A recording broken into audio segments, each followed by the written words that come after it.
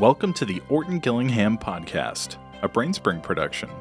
Today, we'll speak with Krista Weltner, a gifted artist who overcame dyslexia and found success as an author, illustrator, puppet maker, stop-motion animator, filmmaker, and comic book creator.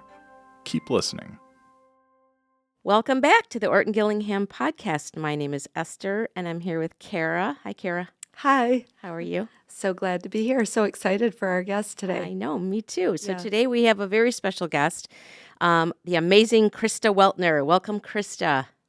Thank you, Esther. I'm very happy to be here. Yeah. So if you're not familiar with Krista Weltner, she is a woman of many creative talents, and some have even called you, Krista, a Jill of all trades, I've heard. So Krista is an author, an illustrator, a puppet maker, a stop-motion animator, a filmmaker, a comic book creator, and a costume designer.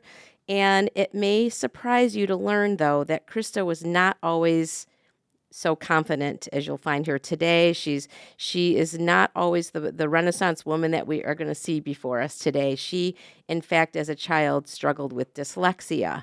And so today we're going to hear Krista's story, and we're really excited to hear it. So welcome again, Krista. Thanks for being here with us. Thank you so much.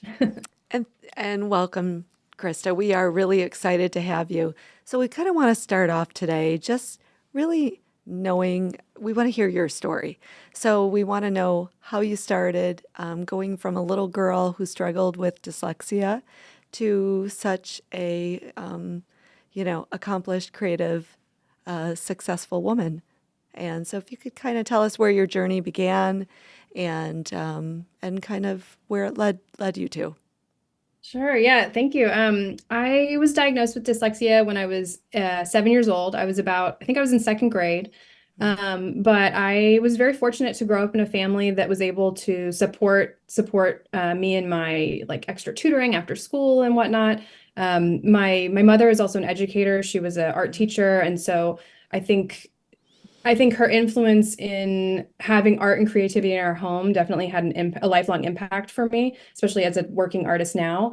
But also because she was an educator, I think she had that, that little spark and that little special something that helped me with my reading when she was working with me one-on-one at home. So yeah, I feel very, very privileged to have been diagnosed when so many do not get diagnosed.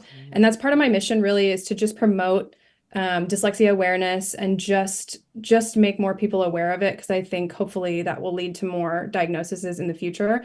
When I was diagnosed, it was 1997-ish. So I think people were getting diagnosed at that time, but I felt very isolated and very alone. I had I wasn't aware of any other children in my school that were dyslexic. Although looking back, I did get taken out of class, to have these special one-on-ones with the reading specialist. And I was with these two other boys, and looking back, I think that they were dyslexic too, but I didn't quite understand what was going on there. So yeah, I think it's been an interesting journey for me, because I used to hate this part of myself, and I've really grown to love this part of myself. And especially, later on in my 20s, once I was doing creative work and I started wanting to do work about this piece of myself, I really went on this complete journey, this complete therapeutic journey through my artwork. I made my short film in 2016 about dyslexia, and I think I was coming to terms with a lot of my own feelings about my dyslexia and where it had led me and just the impact it had had. And yeah, coming off of that project, I think I came out the other end loving that piece of myself more. And that really helped me once I was making my picture book series about dyslexia, because it, that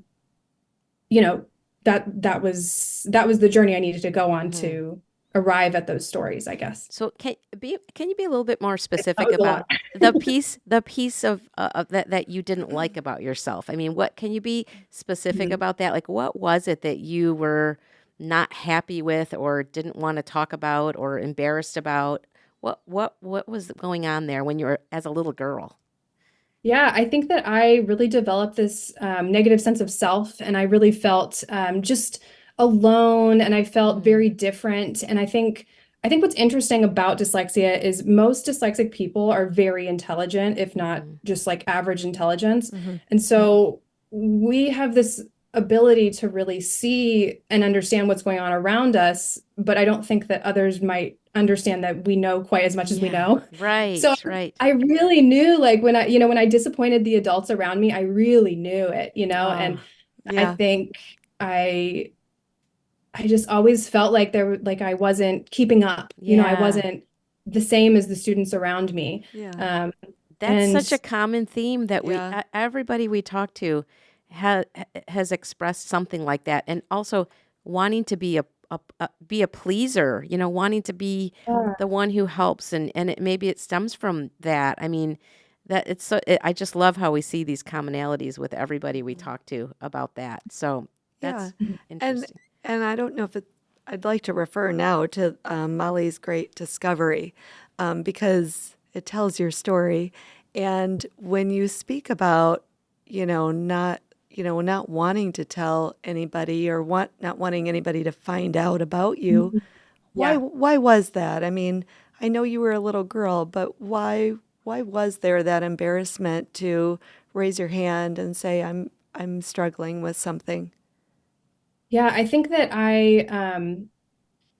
well, there was a moment, we had a really bad moment in third grade. But prior to that moment, I had been keeping it to myself. I don't know, somewhere I just got the message that this is a private thing that we're not going to share with people. And I don't think my parents were like shaming me or anything. I just like for some reason you sometimes you just develop these ideas. And then about third grade, I had this really terrible experience where I had the IEP, and part of my IEP was I had less spelling words to learn. So the routine in my class was that my third grade teacher would like write 20 words up on the board, and then we would copy them down, and then I would like go back to her class with my paper, or go back to her desk with my paper. Um, and she would like quietly just circle the ones that I had to know so that no one had to know that I had an accommodation. Um, but one Monday morning, I came in and there was a substitute teacher, and I don't think she quite understood the instructions. So she wrote all the words on the board, and then she circled the ones I had to know on the board. And then she said to the Oh, class, copy these, but Krista, only copy these 10. Oh. oh, And mortified, right? yeah, And everybody erupted, like the class erupted, and they were like, why does Krista only have to learn 10 words? That's not fair. Like the main thing was fair. Um, so then I think I started questioning, well, is it fair? And and whatever. Oh, Uh, yeah. and when when she finally was like calming the class down and was going to like explain what was going on, um, I can forgive her now. I think she was just an Sure. older educator, and she wasn't, she was just an older educator. And she Yeah. said, well, Krista's just slower than the rest of you.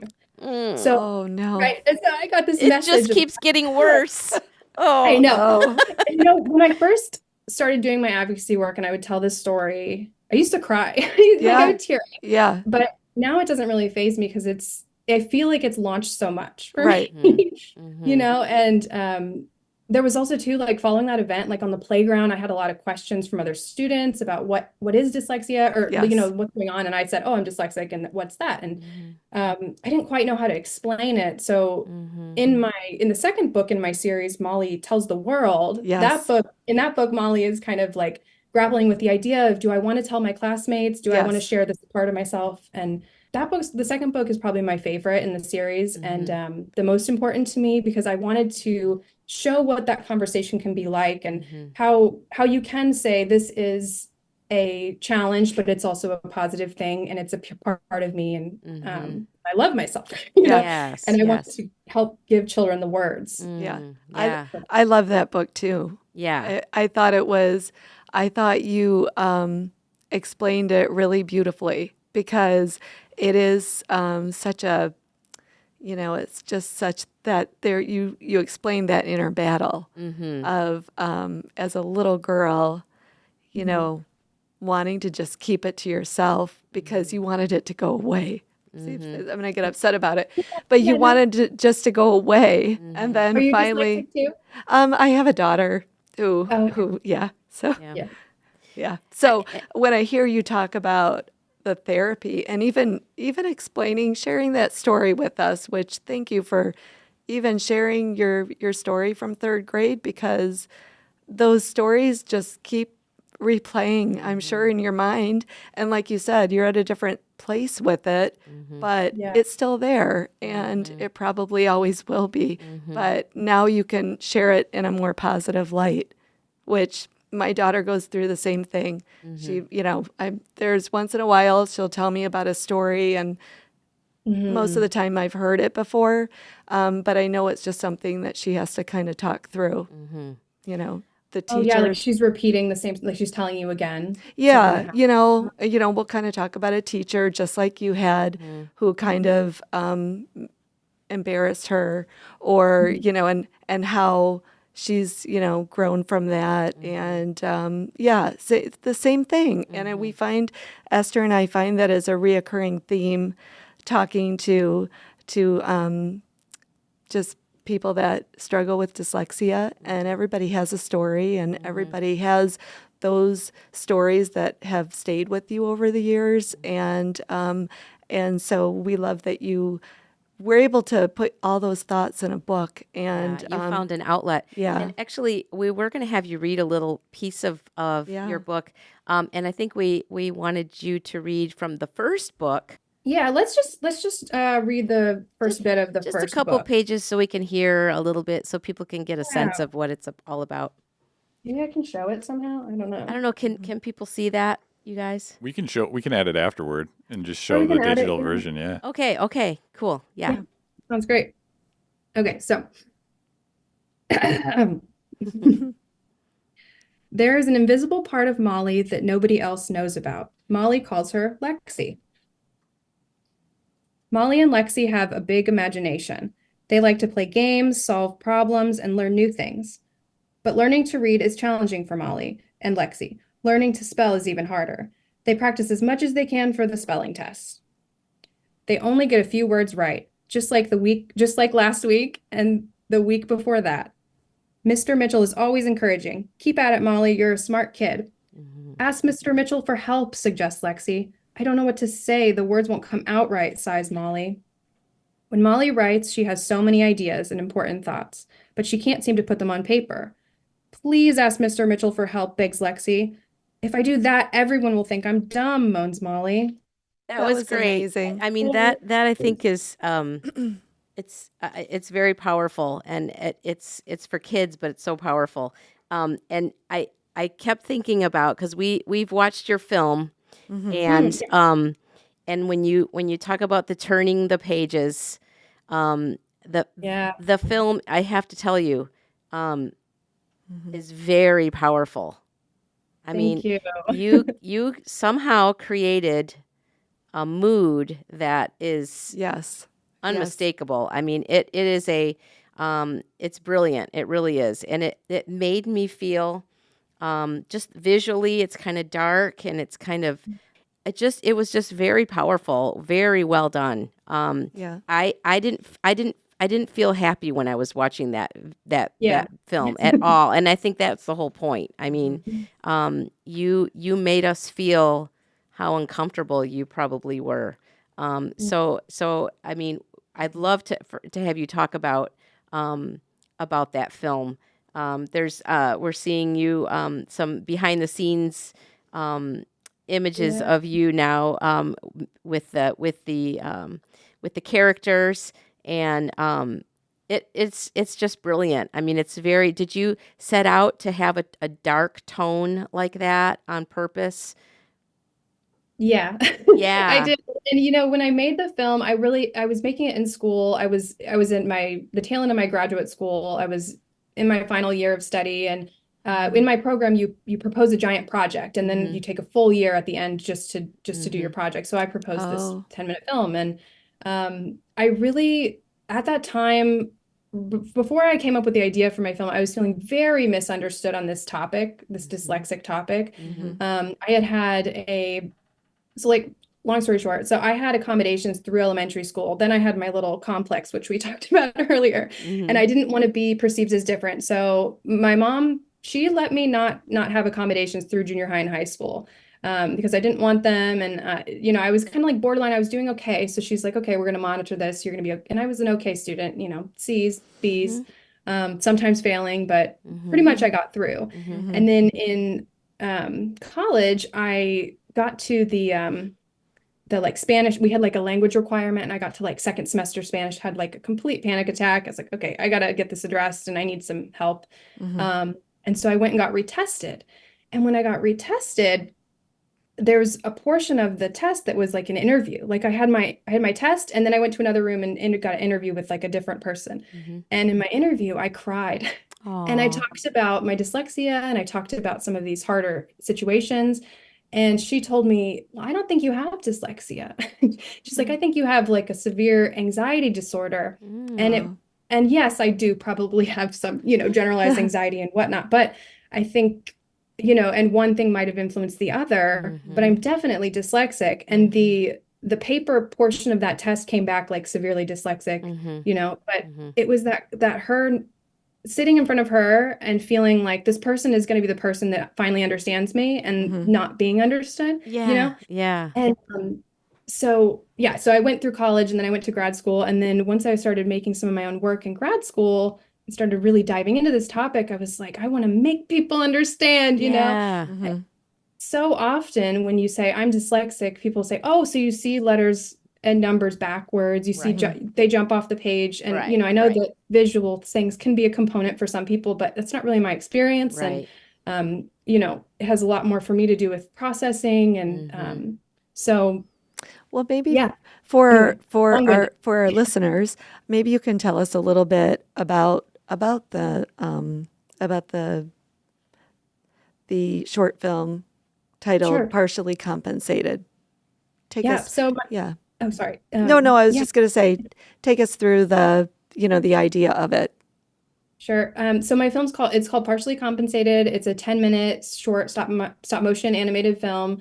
And I called it Partially Compensated because I feel that in the school environment, my main character, she's not directly me, but she's a part of me. She becomes like, how do we say this? It makes sense in my head. And it's been a number of years since I made this film.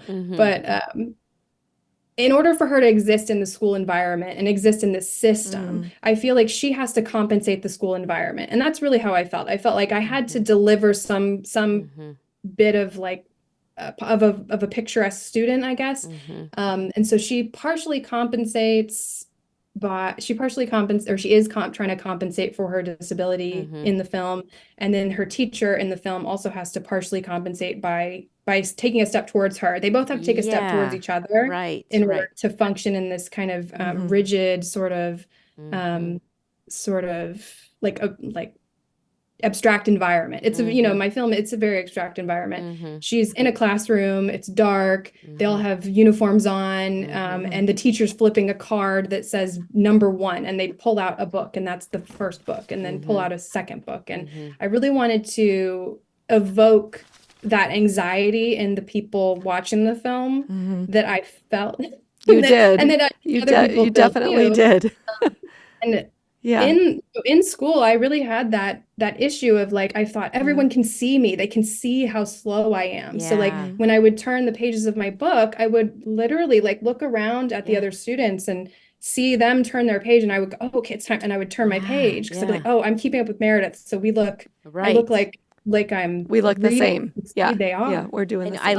I love that because in the little film, the character is not even looking at the book, but looking at her neighbor and just turning the page, not even looking at the book.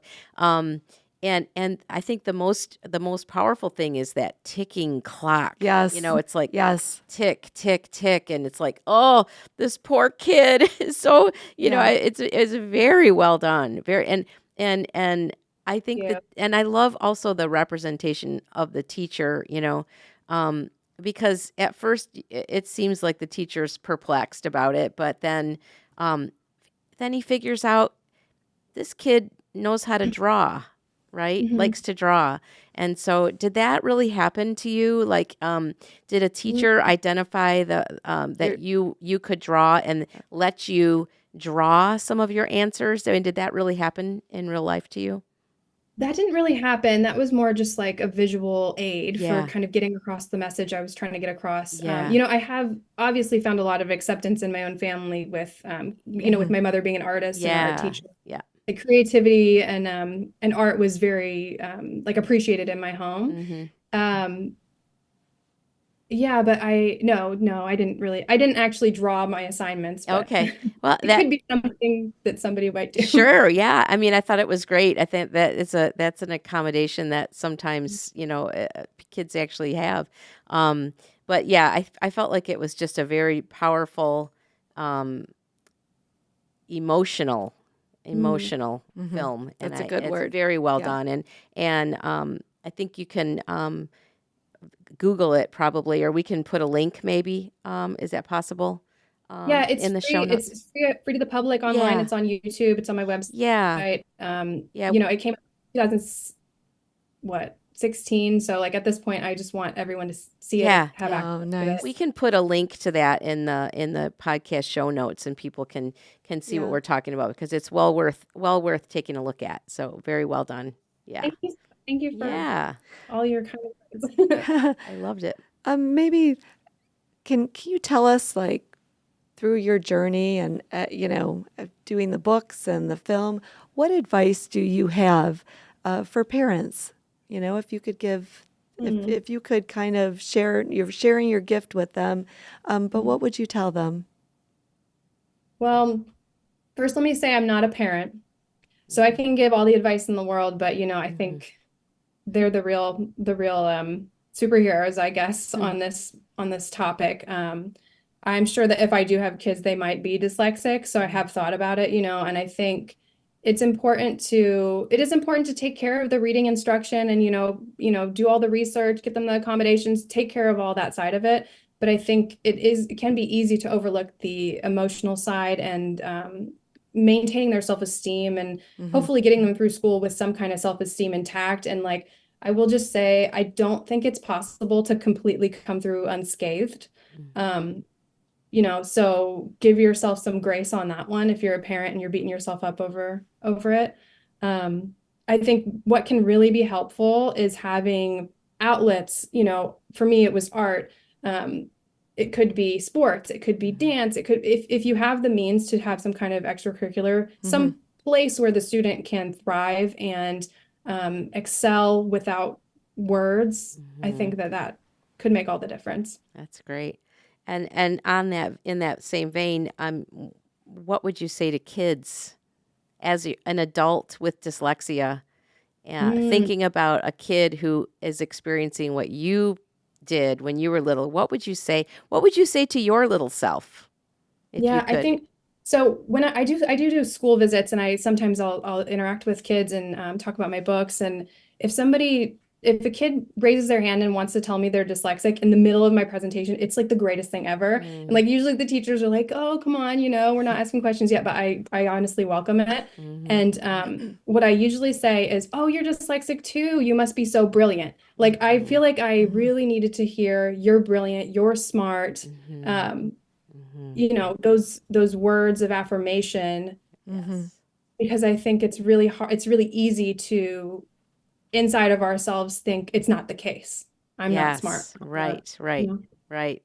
Yeah. So and we're always trying to encourage advocacy, so that comes out in your books as well, self-advocating, but parents advocating Hmm. also for their kids, if they identify anything like that. What about any advice to teachers that you could give us? Ooh, teachers. Hmm.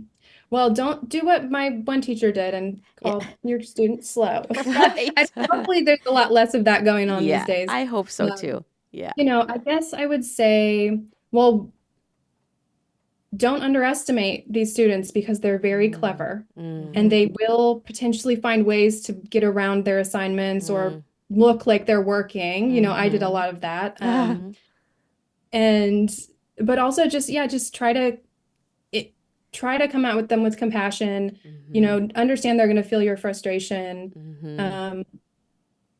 Yeah, I Yeah, think that's it. that's great. That's great. Well, maybe you could share with everybody where they can get your books at. Sure. My books. So, Everyday Adventures with Molly and Dyslexia is 3 titles, and you can purchase them anywhere where books are sold. You can like order them through any bookstore. So if you have like a favorite bookstore, but I can't guarantee they're going to be on the shelf. Like if you walk into Barnes Noble, I can't guarantee it's going to be there, but you can order. Amazon, Bookshop. Is it bookshop.org or .com? One of those. Okay. Okay. But I don't know if you're familiar with them, but they, I believe that if you order books through them, some of the funds goes towards supporting nice. like local bookstores in your area, Oh, I nice. believe. Okay. Oh, great. Well, any parting words you'd like to say before we say goodbye? I mean, it's been a pleasure talking with you, and thank you for sharing your personal story. I know it still can get emotional, I'm sure, and we really appreciate it. The more people hear stories like this, the better it's going to be for everybody. So we just really appreciate you being on with us, and maybe we'll talk again, hopefully. Yeah. So much for having me, and thank you for all your support. It means the world. And really, I want to get my work out there because I believe in the message and I believe it'll help. So thank Great. you. Great. It absolutely needs to be shared. Yes. And if I hope that people do pick up your book, because they really are. They're a great message for the kids and for the parents, and like we were saying, even for the teachers to kind of look at that back of the book. And there's some great questions back there to learn. And I love how you said you have a part for self-confidence. That's really important. Yeah. Yeah. Thank you so much, Krista. Yeah, thank you. Thank you for listening to the Orton Gillingham Podcast, a Brainspring production. For additional content, please subscribe to our newsletter, visit our website at brainspring.com, or follow us on social media. To submit questions or comments, please email us at podcast@brainspring.com. Your feedback is always welcome.